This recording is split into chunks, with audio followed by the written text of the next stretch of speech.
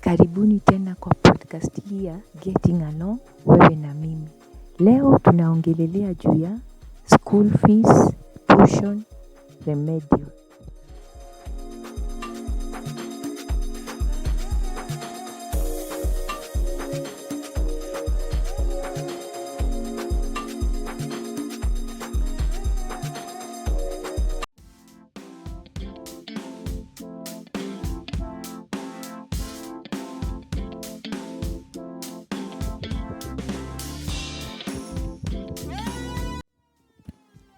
Kama mzazi, mtoto anapoingia shule, anaambiwa alipe school fees peke yake. Na utapata, mtoto akishaingia shule, walimu wanaanza kusema vitu zingine kama tuition, remedial, na sijui motivation fees.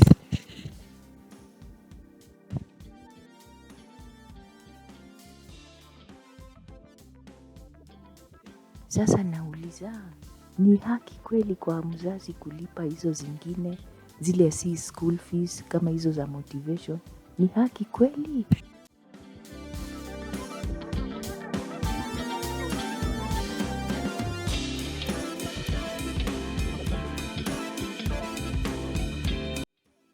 Utapata mtoto wako amewekwa nje na yeye alishalipa school fees na teachers wanaendelea na syllabus wakisema ati mtoto wako hajalipa hiyo ya tuition, sasa hawezi endelea na syllabus na yeye tulishalipa school fees. Utapata mtoto akifukuzwa kwa shule, kitu ya kwanza ile mwalimu anasema, anauliza ni remedial fee. Hii ni haki kweli?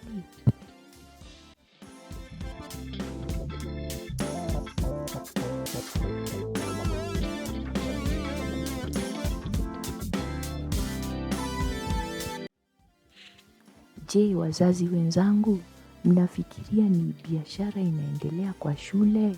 Kwa ajili sisi kama wazazi tunang'ang'ana kupata hiyo school fees ndio watoto waende shule, na walimu wengine ni kama wanafanya biashara na wajali wazazi wanapata pesa aje ndio watoto wao waende shule. Utapata walimu wamejijenga, unapata wamenunua magari, wengine mashamba, kumbe ni pesa zile za wazazi, zile wazazi wana struggle hata kupata tu chakula ya kuweka kwa table ya familia yake.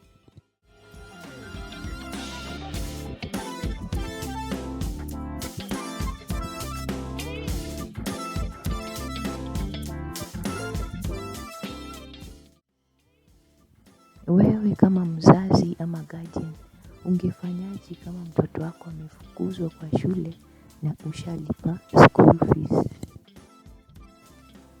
Kama mwalimu, ni sawa kweli kutoa mtoto nje ya class kama syllabus inaendelea kwa ajili hajalipa tuition ama remedial ama motivation fee? Ni sawa kweli?